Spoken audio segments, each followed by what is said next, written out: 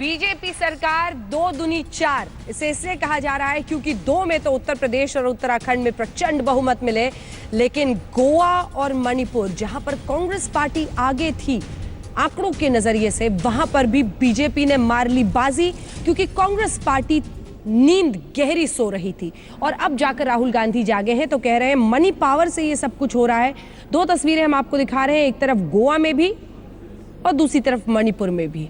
15 को इधर मनोहर पर्रिकर ने मुख्यमंत्री पद की शपथ ले ली है कुछ देर पहले, और दूसरी तरफ मणिपुर में भी कल शपथ ग्रहण समारोह, जिसके जरिए 5 में से 4 राज्यों में बीजेपी की बन रही है सरकार, क्योंकि हो गया है 2 दूनी 4 और कांग्रेस पार्टी के पास बहाने हैं 1000। उसका कहना है कि बीजेपी मैनिपुलेट कर रही है, लेकिन इन सब के बीच सच्चाई इतनी कि केसरिया लहर इन 5 राज्यों के नतीजों में और उसी के साथ सरकार बनने की प्रक्रिया में।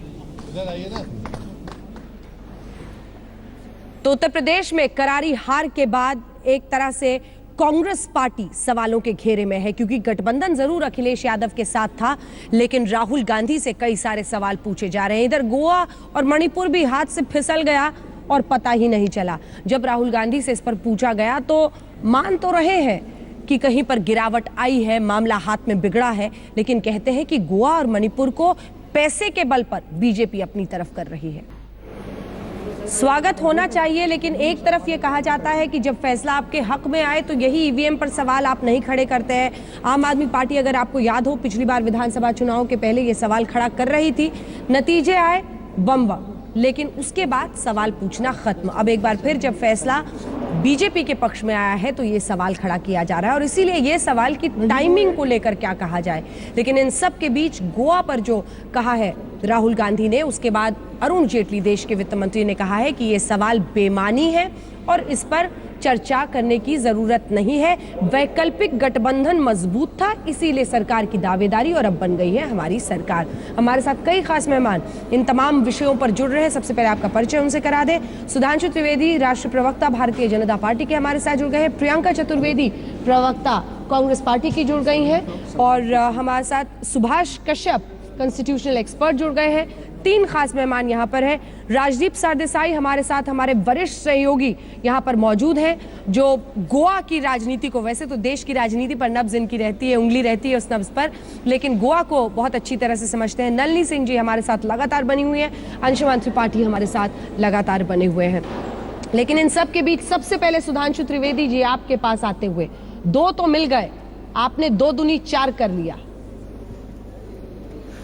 देखिए, ये पूरा जो विषय है उसमें तकनीकी और राजनीतिक दोनों दृष्टियों से देखिए। तकनीकी दृष्टि क्या होती है भाई, कांग्रेस ने दावा भी नहीं किया और भारतीय जनता पार्टी ने पूरी 21 की सूची प्रस्तुत कर दी। अब इसके बाद तो कोई किंतु परंतु नहीं रह जाता है, और ये एक स्थापित संवैधानिक प्रक्रिया है। अंजना जी, मैं याद दिलाना चाहता हूं, इसकी शुरुआत कब हुई थी? 1998 में, जब राष्ट्रपति नारायणन ने अटल जी की सरकार जब बनी थी और कहा था 272 की सूची दीजिए। याद करिए, जयललिता जी ने सूची देने में, अपने 27 विधायक सांसदों का समर्थन देने में टाइम लगाया था। उसके बाद 99 को हो या 2002 यूपी का चुनाव हो, हर विधानसभा चुनाव में राज्यपालों ने यह कहा कि सूची दे दीजिए। अब जब सूची दे दी गई, अब कहां समस्या है? दूसरी बात, SR बोम्मई केस का जजमेंट क्या कहता है? फ्लोर ऑफ द हाउस पर ही तय होना चाहिए। फ्लोर टेस्ट के लिए समय निर्धारित कर दिया गया। अब कौन सी समस्या नजर आ रही है? मतलब आप दावा भी नहीं करेंगे तो आपको लगता है कि राज्यपाल को एक अंतः प्रेरणा या एक स्वप्न दिखना चाहिए कि आप भी दावा कर सकते हैं, इसलिए आपके लिए रोक के रखा जाए। तो यह बात उनकी यथार्थ के परे है और संवैधानिक व्यवस्था के अनुरूप भी नहीं है। ठीक है, इस पर मैं सबसे रिएक्शन लूंगी, लेकिन उससे पहले जो 3-2 हो सकता था प्रियंका चतुर्वेदी जी, उसको आपने 1-4 बना दिया अपने ढीले रवैये से। मैं इसका जवाब सबसे पहले, अंजना जी मेरी बात सुनिएगा। आपने कहा 2 गुनी 4, मैं इसी के संदर्भ में कहना चाहती हूँ 2 गुनी 4 भाजपा ने किया प्रजातंत्र पे अत्याचार। राज्यपाल को उठाने चाहिए सवाल, पर वो कर रहे हैं वाहवाकार। तो ये जो काम किया है भारतीय जनता पार्टी ने, 21 सीट से 13 सीट पे आ गए। हम 6 सीट से 17 सीट पे पहुंच गए। 12 तारीख को हम राज्यपाल को लिखते हैं, हम उनसे समय मांगते हैं। राज्यपाल को हमारे पास समय नहीं है, टाइम नहीं है जवाब देने का भी, और वहां पर जो वहां के चीफ मिनिस्टर हैं वो अपनी जगह हार देते हैं, 6 मिनिस्टर्स अपनी जगह हार देते हैं। मनोहर पारीकर को लाया जाता है जो चुनाव में वहां पे कैंपेनिंग कर रहे थे, पर भारतीय जनता पार्टी के चेहरे नहीं थे, उन्होंने इलेक्शन तक नहीं लड़ा। आज उनको चीफ मिनिस्टर बना दिया जाता है। आज पूरी वहां की जो गोवा की जनता है वो भी हाहाकार मचा रही है, पर हमारे राज्यपाल वहां पे वाहवाकार कर रहे हैं। नहीं राजदीप जी ये तो बंदी बना रही है, वो सरकार बना रहे हैं। सच सिर्फ इतना है, सुप्रीम कोर्ट उनके साथ खड़ी है, ये तो बंदी बना रही है, वो सरकार बना रहे हैं। मेरी प्रियंका चतुर्वेदी जी से थोड़ी नोकझोंक ट्विटर पे भी हुई। बात साफ है, आज की तारीख में आपको अच्छा लगे बुरा लगे, नंबर्स बीजेपी के पास है। बिल्कुल। गवर्नर ने एक गलती की, उन्होंने कम से कम औपचारिक तौर पर कांग्रेस, क्योंकि वो नंबर 1 पार्टी है, उनको पूछना चाहिए था, उनको बुलाना चाहिए था और बताना चाहिए था कि क्या आप सरकार बना सकते हैं या नहीं। सुभाष कश्यप जी से पूछ ले। नहीं, मैं सुभाष कश्यप जी को छोड़िए, मुझे लगता है नारायणन जी का मॉडल परफेक्ट है। के.आर. नारायणन पूर्व राष्ट्रपति ने साफ कहा था कि केवल फर्स्ट पार्टी को आप सरकार बनाने के लिए नहीं बुला सकते, आपको यह दिखाना होगा कि स्थिर सरकार नंबर कहां है। ये के.आर. नारायणन की मॉडल अब हर व्यक्ति यूज करता है, वो सबसे अच्छी मॉडल है जो कांग्रेस को इस समय, प्रियंका चतुर्वेदी को ये छोटी सी जानकारी होनी चाहिए। एक सेकंड मैम, सुभाष कश्यप जी का जवाब देना चाहती हूँ। ठीक है, उसके बाद में नहीं, मैं राजदीप जी नहीं प्लीज मुझे इसका जवाब देने दीजिए, प्लीज राजदीप जी का जवाब दे लीजिए। जवाब तो दे लीजिए, आप लोग जवाब दे लीजिए। हाँ, तो मैं राजदीप जी को बस एक चीज कहना चाहूंगी कि ये जो औपचारिकता की बात अब आप आज इस चैनल पर कर रहे हैं, वो औपचारिकता की बात आपने ट्विटर पे नहीं की थी। आपने कहा था ये उनका हंगर है, दिल मांगे मोर वाली तकनीक है। तो औपचारिकता दिल मांगे मोर, बीजेपी आपसे, बीजेपी ने पहले लेटर्स ऑफ सपोर्ट दिए। बीजेपी ने आपसे पहले लेटर्स ऑफ सपोर्ट गवर्नर को दिए या नहीं? आपके 2 आर्ग्यूमेंट्स हैं। बीजेपी ने आपसे पहले लेटर ऑफ सपोर्ट दिए या नहीं? सर, आपने 2 आर्ग्यूमेंट दिए हैं। पहले आप जवाब तो सुन लीजिए। आपने 2 आर्ग्यूमेंट दिए हैं, उसके जवाब सुनने का तो आप पेशेंस रख लीजिए बिफोर यू इंटरप्ट मी। दूसरा, आपने के.आर. नारायणन की नसीहत हमें फॉलो करने को दी है सर, पर मैं आपसे पूछना चाहती हूं, जो प्राइम मिनिस्टर के दावेदार थे, क्या वो इलेक्शन हार कर गए थे? क्या उन्होंने दावेदारी इलेक्शन हारने के बाद दी थी या इलेक्शन जीतने के बाद दी थी? जो खुद चीफ मिनिस्टर फेज गोवा के हार जाते हैं, उनके सिटिंग 6 कैबिनेट मिनिस्टर्स हार जाते हैं, 21 से आप 6 पे आ जाते हैं। ठीक है। और अगर अंतर भी देखेंगे 13 और 18 में 17 में बहुत अंतर है, तो औपचारिकता ही नहीं होती है, कॉन्स्टिट्यूशनल नॉर्म होता है। आप अब बैठ के खूब पोस्टमार्टम कीजिए, जी भर के पोस्टमार्टम कीजिए, मौका हाथ से निकल गया है। सुभाष कश्यप जी, एक कमेंट आपसे सर इस पर।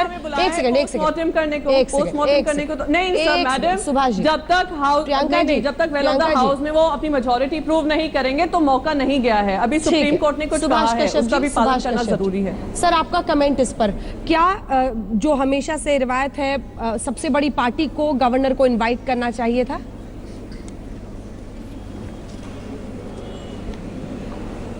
देखिए, पहली बात यह है कि सर्वोपरि संविधान है, तो सबसे पहले हमें देखना चाहिए संविधान क्या कहता है। संविधान के अनुच्छेद 164 में स्पष्टतया कहा गया है कि राज्यपाल मुख्यमंत्री की नियुक्ति करेंगे। The governor shall appoint the chief minister, और जो काउंसिल ऑफ मिनिस्टर्स बनेगी वो सदन के प्रति उत्तरदायी होगी। तो राज्यपाल किसी को भी मुख्यमंत्री नियुक्त कर सकते हैं, वो बिल्कुल लीगल होगा। सिर्फ उन्हें देखना ये होगा कि वो ऐसे व्यक्ति को नियुक्त करें जो उनकी राय में सदन में बहुमत पा सकता हो। तो इस मामले में राज्यपाल ने अपने को आश्वस्त किया कि कौन ऐसा व्यक्ति है जो सदन के बहुमत का समर्थन पा सकता है, और उसे उन्होंने नियुक्त कर दिया।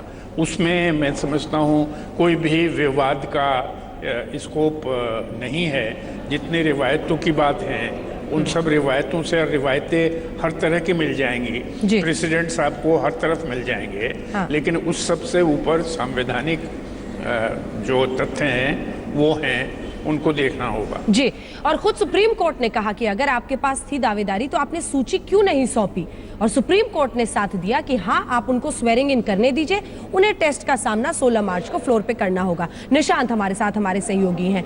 23 विधायकों के समर्थन का दावा, आंकड़े के नजरिए से तस्वीर समझाइए निशांत। देखिए अंजना, हम जो बात कर रहे हैं अभी तक, जो आंकड़ों की बात कर रहे हैं, तो सबसे पहले मैं सीधे आंकड़े बताता हूं। लेकिन हाँ, एक आंकड़ा, अगर आंकड़ों की बात की जाए तो आज से 10 साल पहले का है, जब 14 थे और बीजेपी के पास और 16 थे कांग्रेस के पास, तब मनोहर पर्रिकर ने मना कर दिया था, तब भी मनोहर पर्रिकर थे। लेकिन आज तस्वीर बदली हुई है, ये बीजेपी का एक अलग रूप है जो कि कांग्रेस मुक्त भारत की बात करते हैं। आगे देखते हैं यहां पर क्या क्या है। कांग्रेस के पास 17 है, 13 बीजेपी के पास है, लेकिन एमजीपी जिसने सबसे पहले सपोर्ट किया, मनोहर पर्रिकर को कहा कि वही मुख्यमंत्री बनेंगे, वो 3 उनके साथ आते हैं। उसके बाद 3 निर्दलीय आ जाते हैं। लेकिन फिर कहानी में एक और ट्विस्ट आता है, धीरे धीरे करके और सारे लोग जुड़ने शुरू हो जाते हैं। अब उसमें अगर जिस तरीके से कांग्रेस सुप्रीम कोर्ट का दरवाजा खटखटाती है, तो यह सवाल वाजिब सा बनता है कि क्या यह लग रहा था कि फ्लोर टेस्ट में हार जाएंगे और बीजेपी वाकई में फ्लोर टेस्ट में जीत जाएगी, जो सुप्रीम कोर्ट जाने की जरूरत पड़ी, क्योंकि सुप्रीम कोर्ट ने भी फ्लोर टेस्ट के लिए सीधे सीधे बोल दिया। सुधांशु त्रिवेदी जी, एक कमेंट आपसे इस बात पर सर कि ये हम सवाल बार बार पूछा जा रहा है, मुख्यमंत्री का जो आपका दावेदार था वो चेहरा तो फ्लॉप हो गया, अब आपने एक केंद्रीय मंत्री के नाम पर सहमति हमने बना ली है, और इसी वजह से मतलब ये थोड़ा सा मामला थोड़ा सा अनफेयर लगता है कई मायनों में, नहीं उस मैंडेट के साथ जिसके साथ लोगों ने वोट किया।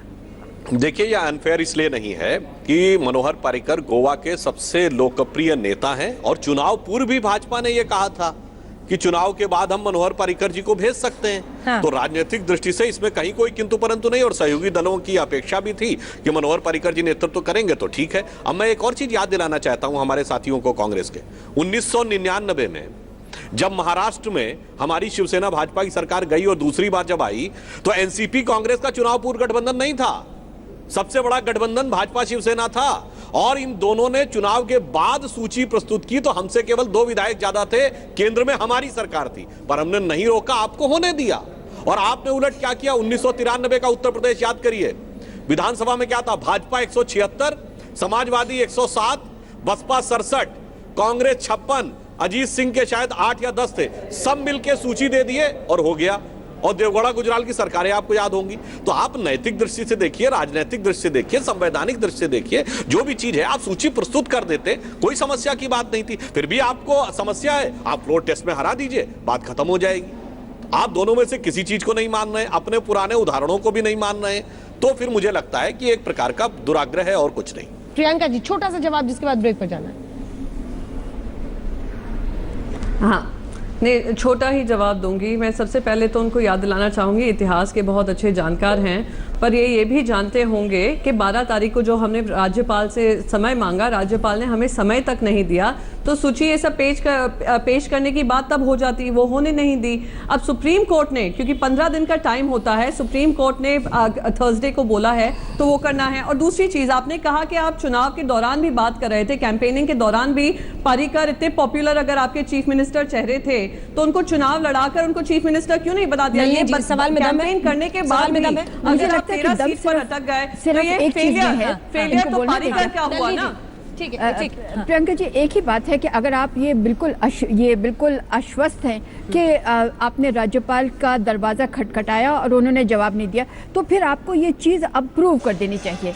आपका इसका सबूत ला दीजिए कि आपने फलां टाइम पर राज्यपाल के पास आप लोग गए और उन्होंने आपका जवाब नहीं दिया। ऐसे नहीं होता है ना कि आप सिर्फ उंगली उठाए। लेकिन ये जरूर है कि सुधांशु त्रिवेदी जी से पूछे, ये न्यू इंडिया में एक दस्तूर ये हो गया। नहीं, एक ब्रेक के लिए रुकना पड़ेगा, प्रियंका जी रुकना पड़ेगा। दस्तूर ये हो गया कि जो नहीं जीता वो सिकंदर।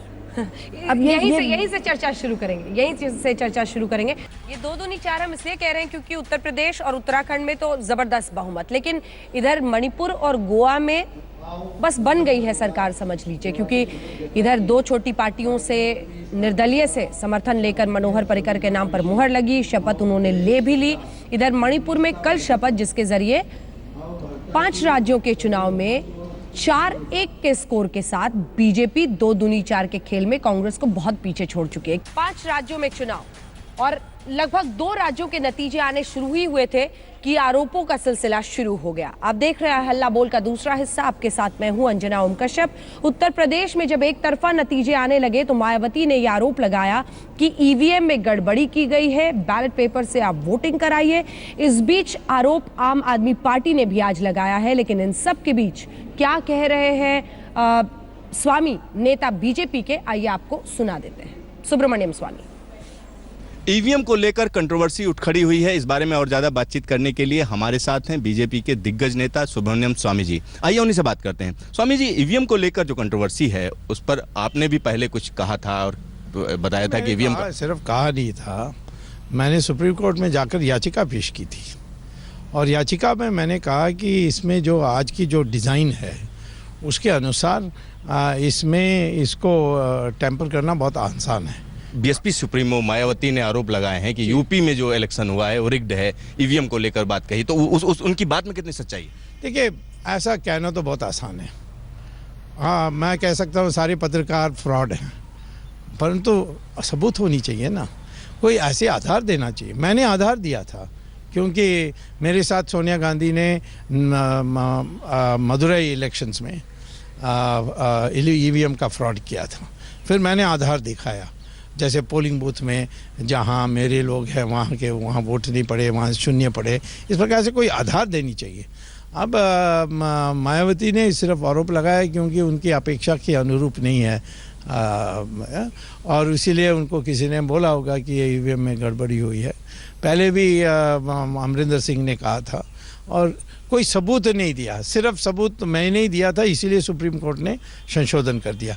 आज जो कहते हैं मैंने जो जांच की और जो मैंने ख्याल की उसके अनुसार इस बार इस चुनाव में बिल्कुल नहीं हुई। जीत हुई नरेंद्र मोदी की नेतृत्व और राम मंदिर की जो हवा चली। जो दिल्ली के सीएम है केजरीवाल, उनका कहना है कि एमसीडी के इलेक्शन में वो बैलेट से कराएंगे, ईवीएम मशीन से नहीं कराएंगे। ये कहाँ तक सही है? और केजरीवाल तो पागल है। मैं उसको उसकी कभी लाइसेंस प्लेट बदल देते हैं, कभी कुछ कर देते हैं। कहा कि सारा दिल्ली में वाईफाई लगा दूंगा, अभी तक नहीं लगाया। तो इसमें मैं उसकी बात पर टिप्पणी करना बेफजूल है।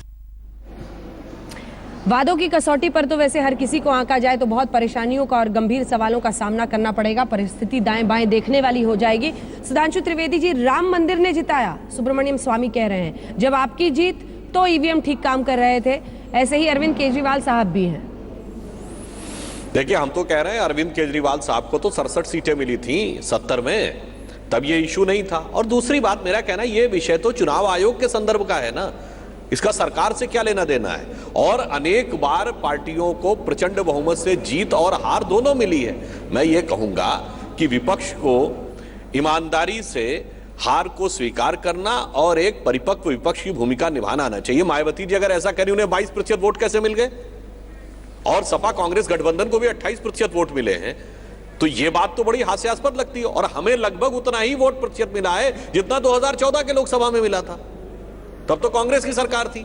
इसलिए जैसा सुब्रमण्यम स्वामी जी कह रहे हैं, कोई भी बात आप तथ्यात्मक आधार पर नहीं कह रहे हैं। ऐसा लग रहा है कि आप अपनी पराजय से बचने के लिए एक कोई बहाना ढूंढ रहे हैं। शायद मायावती जी अपने कैडर में पूरी तरीके से जो लूज होती हुई स्ट्रेंथ है, बिखराव की तरफ बढ़ रहा है कि लोकसभा में शून्य और उसके बाद लगातार 10 साल उत्तर प्रदेश में सत्ता से बाहर, और इस बार इतनी कम सीटें हो गई हैं कि मायावती जी स्वयं कहां से राज्यसभा में जाएंगी, इसको लेकर समस्या होगी। शायद इस हताशा में उनको लगा हो कि इस प्रकार की एक सनसनीखेज बात बोलकर कम से कम वो अपने कैडर को किसी भी प्रकार से भ्रम में रख सके। अडवाणी जी ने भी एक बार हताशा से ये सवाल उठाया था। हाँ, मैं उस पर भी आ रहा हूं। स्वामी जी ने तो बोला कि जब भी आप कोई बात बोलिए तो तथ्यात्मक बोलिए। जहां तक चुनावी प्रक्रियाओं में कोई सुधार की आवश्यकता है, समय समय पे विषय आते रहते हैं और बेहतर तरीके से सुधार होते रहते हैं और चुनावी प्रक्रिया और सुदृढ़ होती रहती है। जैसे याद करिए कि किसी जमाने में मत केंद्र के ऊपर कब्जा करने की घटनाएं होती थी, अब वहां के ऊपर सीसीटीवी कैमरे तक लग गए। तो इस वजह से वो एक और सुधार हो गया। जैसे ईवीएम मशीन में एक टाइम लैग हो गया कि इतने सेकंड से पहले दूसरा बटन नहीं दबेगा, तो कोई ये कल्पना नहीं कर सकता कि लास्ट टाइम में बैठ के आदमी ने खटाखट दबा दिए। तो इस ढंग के तकनीकी सुधार तो एक उत्तरोत्तर प्रक्रिया है, समय समय पर उनकी तरफ संकेत दिया जाता है। नलिनी जी ने एक वक्त पर बैलेट बॉक्स में जो गड़बड़ियां होती थी उस पर अपनी एक्सक्लूसिव रिपोर्ट्स फाइल की थी जो सबने देखी है। तो नलिनी जी आपका जी, मुझे कहना है सुधांशु जी से, देखिए जो चुनावी प्रक्रिया है वो किसी के बपौती नहीं है, वो आपकी या मेरी या किसी आपकी पार्टी की किसी और पार्टी की नहीं है। अगर आवाज़ उठी है इस वक्त कि ईवीएम में कुछ गड़बड़ हो सकती है, इनिशियलाइज कहाँ होते हैं ईवीएम देश में, अगर बात उठी है तो उसका सुधार करना या उसकी एक इन्वेस्टिगेशन करना बहुत ही ज़रूरी है। देखिए, अगर 27 साल पहले या 26 साल पहले मैंने देखा था, अपनी आंखों से देखा, फिर कैमरा से दिखवाया कि मतदान पत्रों का कब्जा हो रहा है, जिसका अभी आप जिक्र कर रहे थे। अगर वो उस वक्त बिहार, उत्तर प्रदेश वगैरह में जहाँ था ना रोका जाता तो आज पूरे देश में वो फैला होता। बूथ कैप्चरिंग, बूथ कैप्चरिंग होती है, तो वो दिखाया था। एक बड़ी बात जो उठी है, महाराष्ट्र के म्युनिसिपल इलेक्शन में ऐसे कई जगहें हैं जहां काउंटिंग ऑफ वोट्स और जितने वोट्स पड़े उसमें बहुत फर्क नजर आया है। अब इस पर जांच होनी चाहिए। आप ये नहीं कह सकते कि सिस्टम जो है वो फुल प्रूफ है। मायावती का कहना मुझे लगता है गलत है, क्योंकि बगैर प्रमाण के आप ये नहीं कह सकते कि ईवीएम को बीजेपी ने एक तरह से एक तरफा किया, तो फिर पंजाब में क्यों नहीं हुआ। लेकिन उसके साथ साथ कुछ क्वेश्चन मार्क जरूर है, कुछ सवाल जरूर है जिसका जवाब देना चाहिए। अंशुमन जी, देखिए, जो बात सुधांशु त्रिवेदी ने और सुब्रमण्यम स्वामी ने कही वो बात सही। जब तक आप तथ्य लेकर अदालत या चुनाव आयोग के पास नहीं जाएंगे, एनेक्डोटल एविडेंसेस हैं, एनेक्डोटल डेटा वहाँ से भी है, उत्तर प्रदेश से भी ऐसा डेटा लोगों को मिल रहा है जहाँ पर नंबर मिलते नहीं हैं। लेकिन ईवीएम टैंपर हो सकती हैं या रिग हो सकती हैं, इस सिद्धांत से कोई इनकार नहीं कर रहा। सुधांशु जी को याद होगा कि जीवीएल नरसिम्हा राव जी ने इस पर पूरी किताब लिखी थी, और भारतीय जनता पार्टी पहले से भी इस बात को उठाती रही है कि ईवीएम में छेड़छाड़ संभव है, क्योंकि वो एक तकनीकी डिवाइस है। अब जबकि ये मुद्दा उठा है तो मुझे लगता है कि चुनाव आयोग पर इस पर विचार करना चाहिए और इसे जांच करनी चाहिए। कांग्रेस पार्टी का स्टैंड? देखिए, मैं तो बस यही कहूँगी, 2010 से हम पर आरोप लगते थे या ईसी पे आरोप लगते थे, भारतीय जनता पार्टी के दिग्गज नेतागण अरुण जेटली जी से लेकर इनके सारे प्रवक्ता भी लगाते थे कि ईवीएम में फेरबदल होता है, हैकिंग होती है। मैं बस एक चीज़ मानती हूँ, टेक्नोलॉजी है और technology is open to hacking. जब हमारे बैंक अकाउंट्स हैक हो जाते हैं तो ये ईवीएम मशीन्स क्यों नहीं टैंपर हो सकती हैं? तो अगर बीबीसी ने भी इसके बारे में रिपोर्ट की है, 2010 से इनकी खुद की मांग रही है, तो सबने अगर ये मांग की है तो एक बार चेक करवा लीजिए। मैं कहूँगी कि उसमें भारतीय जनता पार्टी का तो राय यही बनती हुई और यही मत भी यहाँ पर। लेकिन सुधांशु जी, ब्रेक पर जाने का वक्त हो गया है। आप इस पर खूब बोले, लेकिन राम मंदिर को छुआ तक नहीं। जिताया किसने? एक लाइन में जवाब। देखिए, राम मंदिर तो हमारे लिए आस्था का विषय है। हमारे तो हमेशा हृदय में भगवान राम का मंदिर है, इसमें कहीं कोई बात है। और रही बार राम का आप साथ ले लीजिए ना, तो जो कबीर ने कहा है, राम नाम के पट तरे देबे को कछुनाए, काले गुरु संतोषिया हौस रही मनवाए, वो तो सब कुछ सदा प्राप्त हो जाता है, तो वो दिखाई पड़ रहा है, उसमें कहीं कोई संशय थोड़ी है।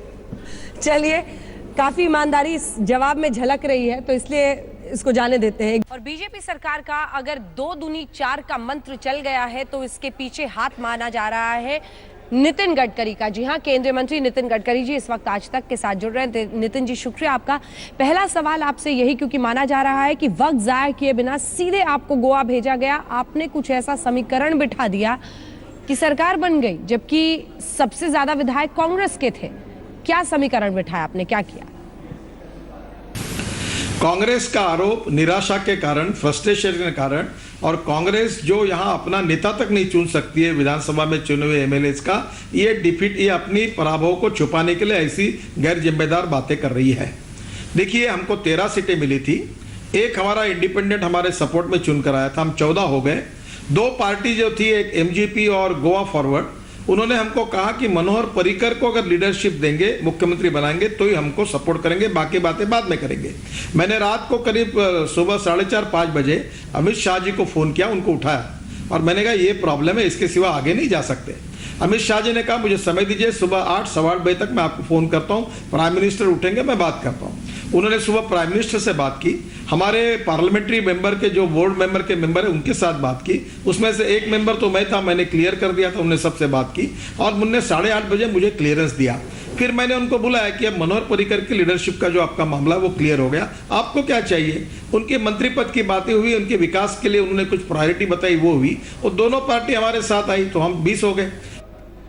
आपने तरीका बाद में बताया, लेकिन नितिन जी आपने शुरुआत ही की कांग्रेस पार्टी के आरोपों से, तो उस पर जरा पहुंच जाते हैं क्योंकि कांग्रेस पार्टी ने बहुत गंभीर आरोप लगाए हैं। उनका कहना है आप जनता के मैंडेट के साथ, उनके मत के साथ धोखा कर रहे हैं।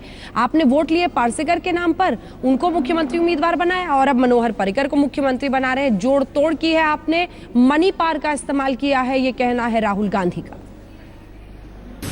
देखो, फ्रस्ट्रेशन, निराशा और डिफीट, इस मूड में कांग्रेस पार्टी अभी विजनलेस हो गई, लीडरलेस हो गई और उनका डिफीट वो स्वीकारने के लिए तैयार नहीं, इसलिए फ्रस्ट्रेशन में ऐसे बातें कह रहे, बेबुनियाद बातें कर रहे हैं। जैसे होता है ना, अंगूर खाने को नहीं मिले तो क्या करें, खट्टे हैं, अभी इनको मिले नहीं तो हम क्या करें।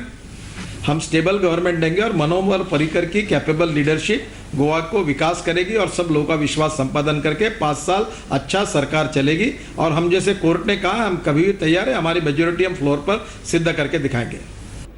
जी शुक्रिया आपका इस तमाम जानकारी के लिए। वक्त हमें इतने की ही इजाजत देता है। शुक्रिया नितिन गडकरी हमारे साथ जुड़े थे, जिनका कहना है कि अंगूर खट्टे हो गए हैं कांग्रेस पार्टी के लिए, इसीलिए ये तमाम आरोप लगाए जा रहे हैं। सुप्रीम कोर्ट ने कह दिया है, शपथ ग्रहण भी हो चुका है। अब 16 मार्च को असेंबली में फ्लोर पर हम टेस्ट जीत कर दिखाएंगे। आप देखते रहिए आज तक।